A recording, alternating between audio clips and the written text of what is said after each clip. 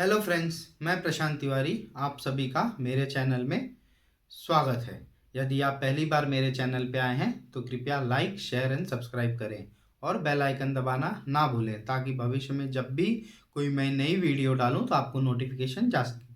आज मैं बात करने वाला हूं बजट फाइनेंशियल ईयर 2023-2024 के बारे में। आपको मैं बताऊंगा बजट में जो इम्पोर्टेंट पॉइंट्स हैं और टैक्स में क्या चेंजेस हुए हैं। तो कोशिश करूंगा आपको मैं आसान भाषा में समझा सकूं सारे पॉइंट्स। जैसे कि आप जानते हैं, भारत इस साल आज़ादी का अमृत महोत्सव मना रहा है, तो इस बजट की थीम भी मिलती जुलती रखी गई है। विजन ऑफ अमृत काल के नाम से पेश किया गया है। इस बजट में 7 प्राथमिकताएं तय की गई हैं। प्राथमिकता कहें तो प्रायोरिटीज। इन सातों प्राथमिकताओं को सप्तऋषि कहा गया है। 7 प्राथमिकताएं हैं: inclusive development, reaching the last mile, infrastructure and investment, unleashing the potential, green growth, youth power, financial sector. तो मैं एक एक करके सारे प्रायोरिटीज के बारे में बात करूंगा। पहली प्राथमिकता बजट में दी गई है इंक्लूसिव डेवलपमेंट को। इंक्लूसिव डेवलपमेंट का मतलब है कि सभी के लिए विकास करना। तो सरकार एग्रीकल्चर, हेल्थ इत्यादि सेक्टर्स पे फोकस करेगी।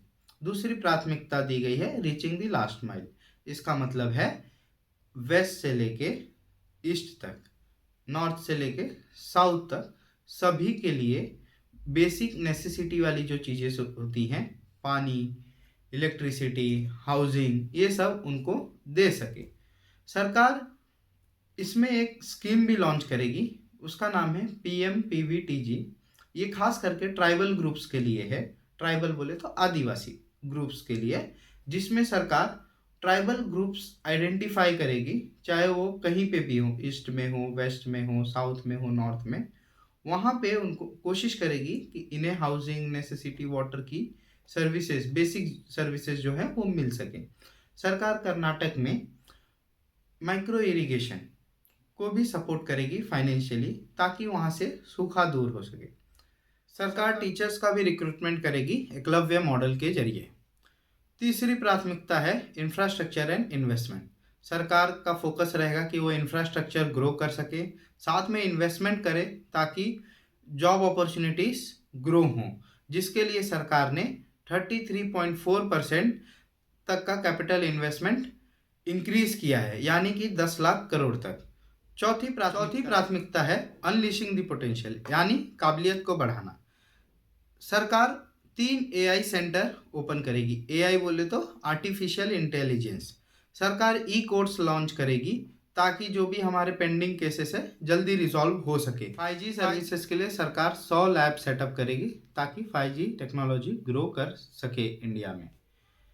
पांचवी प्राथमिकता है ग्रीन ग्रोथ। ये एनवायरनमेंट को ध्यान में रखते हुए बनाई गई है।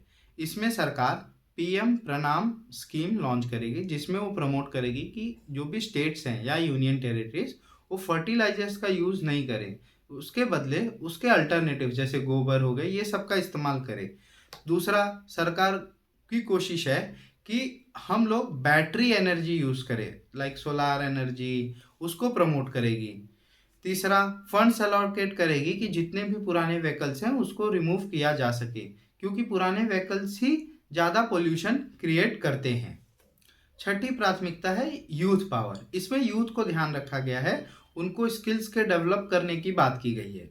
स्किल्स को डेवलप करने के लिए सरकार लॉन्च करेगी PMKVY 4.0 स्कीम।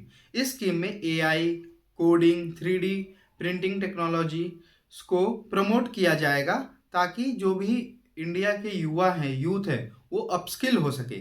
50 लोकेशंस भी आइडेंटिफाई किए जाएंगे जिनको डेवलप किया जाएगा एज ए टूरिस्ट स्पॉट, और डोमेस्टिक और इंटरनेशनल टूरिज्म के लिए प्रमोट किया जाएगा।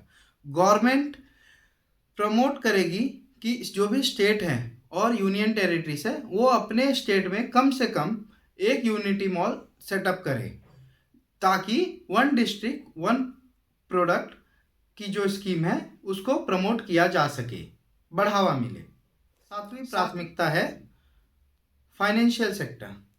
इसमें सरकार स्टेट्स को लोन देगी 50 साल के लिए, वो भी इंटरेस्ट फ्री, ताकि वो भी स्टेट का डेवलपमेंट कर सके। ये तो बात हो गई सातों प्रायोरिटीज प्राथमिकताओं की। अब हम बात करेंगे इनकम टैक्स चेंजेस। मैं वीडियो में सारे टैक्सेस के बारे में बात नहीं करूंगा, मैं सिर्फ बात करूंगा पर्सनल इनकम टैक्स जो सैलरीड पीपल या मिडिल क्लास पे करता है गवर्नमेंट को। तो सबसे पहले मैं क्लियर करना चाहता हूँ, जैसे कि आप जानते हैं हमारे दो टैक्स रिजीम है, old tax regime and new tax regime. तो मैं ये बताना चाहूँगा ओल्ड टैक्स रिजीम में कोई भी चेंजेस नहीं है। फिर जो भी चेंजेस हुआ है हमारे नए टैक्स रिजीम में हुआ है। गवर्नमेंट नए टैक्स रिजीम को प्रमोट करना चाहती है, जिसके लिए उसने न्यू टैक्स रिजीम को डिफॉल्ट टैक्स रिजीम कर दिया है। बट आप टेंशन मत लीजिए, आप ओल्ड टैक्स रिजीम को सेलेक्ट कर सकते हैं। जो गवर्नमेंट ने किया है, पहले आपको 5 लाख की इनकम तक, मतलब जो भी आपकी एनुअल इनकम अगर 5 लाख तक है तो आपको टैक्स नहीं देना पड़ता है। अब उसे बढ़ाकर सरकार ने 7 लाख तक कर दिया है, मतलब आपकी एनुअल इनकम 7 लाख तक है तो आपको टैक्स नहीं देना पड़ेगा। एक बात क्लियर करना चाहूँगा दोस्तों, 7 लाख का कोई भी टैक्स स्लैब नहीं है। जब भी आपकी सैलरी 7 लाख के ऊपर जाएगी तब आप पे टैक्स स्लैब अप्लाई होगा।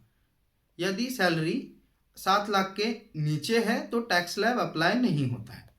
तो बहुत लोग ये 7 लाख पे कंफ्यूज होंगे, तो मैं एक एग्जांपल के जरिए क्लियर करना चाहूँगा। जैसे कि दो दोस्त हैं, वासिल और शुभम।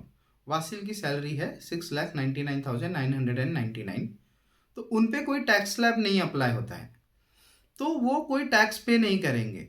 बट शुभम की सैलरी है 8 लाख रुपीस, तो शुभम पे टैक्स स्लैब अप्लाई होता है।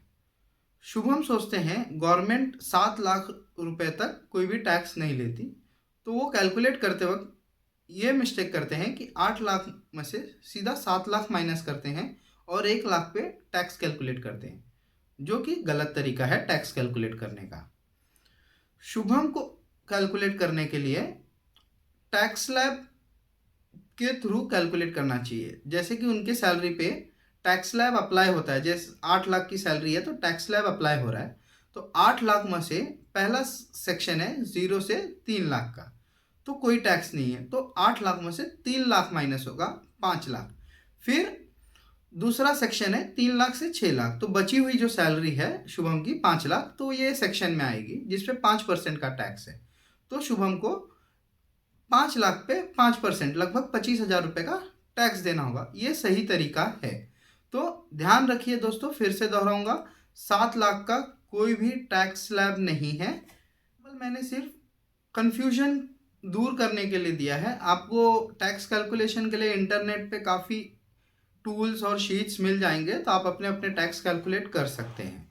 सेकेंड चेंज जो गवर्नमेंट ने किया है न्यू टैक्स रिजीम में, 0 से लेकर 2.5 लाख तक पहले कोई भी टैक्स नहीं लगता था और ये स्लैब 2.5 लाख का हुआ करता था। अब उसको गवर्नमेंट ने 50,000 बढ़ा दिया है, तो अब 0 से 3 लाख तक कोई टैक्स नहीं लगेगा। और जो स्लैब्स जाएंगे वो 0 से 3, 3 to 6, 6 to 9, 9 to 12, 12 to 15, 15 है ना वो, इस तरीके से होगा। और जो टैक्स होगा गवर्नमेंट ने किया है न्यू टैक्स रिजीम में, आपको 50,000 का स्टैंडर्ड डिडक्शन प्रोवाइड कर रही है, जो कि ओल्ड रिजीम में पहले से ही था, बट पहले न्यू टैक्स रिजीम में कोई भी डिडक्शन नहीं था। तो इस साल गवर्नमेंट ने 50,000 रुपये का स्टैंडर्ड डिडक्शन ऐड कर दिया है। सो ये एक मात्र डिडक्शन है, इसके अलावा आपको कोई भी बेनिफिट्स और डिडक्शंस नहीं मिलते हैं नए टैक्स रिजीम में। थैंक यू दोस्तों पूरा वीडियो देखने के लिए, उम्मीद है आपको पसंद आया होगा। धन्यवाद, मिलते हैं अगले वीडियो में।